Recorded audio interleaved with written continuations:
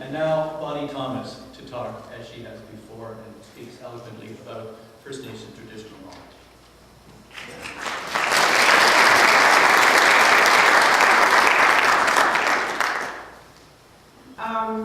Thank you all for coming tonight, and especially to Chief Wilson for coming.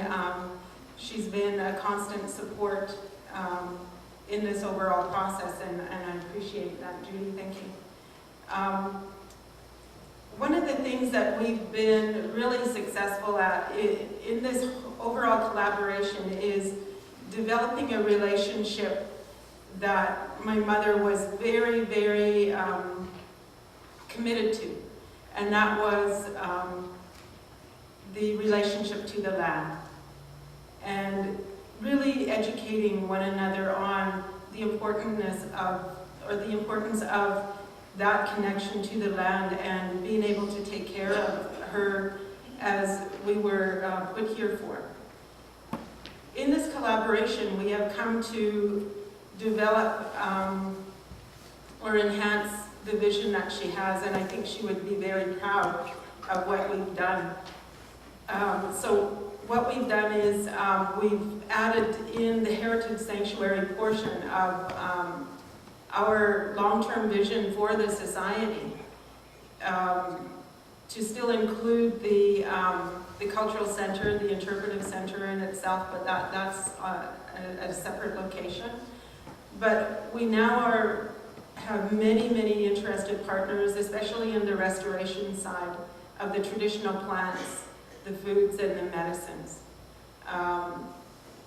DFO and the province have expressed an interest in working with us as well to do that restoration. There are many, many, many plants that are very important to the wetland that are red listed right now, and they're in crisis. And sometimes it's because of what we do, and sometimes it isn't. Back here is, and you notice in the other room as well, is a general map of what we foresee on the long term in regards to the development for the society. Some of it is already existing. The traditional pit houses are there, and we will be enhancing the traditional village in itself. The cultural interpretive trail will be worked on as well with cultural interpretive signs. We also we're looking to working with golf courses to promote the knowledge that we have of traditional plants within golf courses as well. The sweat lodge and the smoke houses, those will probably upgrade, and so overall it's all encompassing education and employment and the continued long-term relationship that we want to promote with all cultures. It doesn't matter your background. To us, this message is so important because of the relationship that we as First Nations people have to the land. And it was spoken so many times by my mother and by Dr. Nancy Turner, who was a close friend of hers. And I'm going to break my rule just this once because I think it's so important to express that connectedness that we have. And Dr. Turner actually wrote something that I would like to share with you once again today. I don't normally read from paper because my mother said you should always speak from the heart. But I think this is so important. The teachings were, and this was right from when you were very young and right through the rest of your life. And they believed in diversity. Every life and every type of place matters. Connectivity, everything is connected to and interdependent upon everything else. The kinsetricity, we are all related, all kin, whether we are two-legged, four-legged, scaled, or winged, or rooted and covered with leaves. Accountability, everything we humans use, our food, medicines, building water is a gift, but with the gift comes obligations. Reciprocity, whatever we take, we need to give back in some way.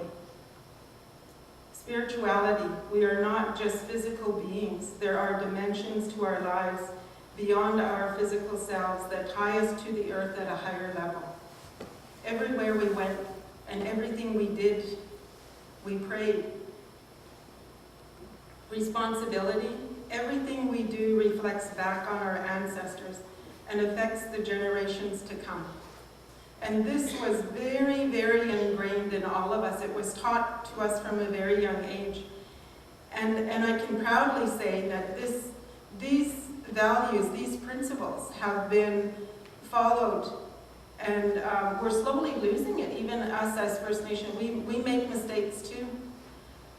But I think the message here tonight is, why can't we collectively go back to some of this, or all of it, and collectively work together to restore what was there. And the other thing I like to proudly say is that First Nations people are here today. We have been for thousands of years, and we're here tomorrow and into the future to share our knowledge with you and to help this be a better place to live.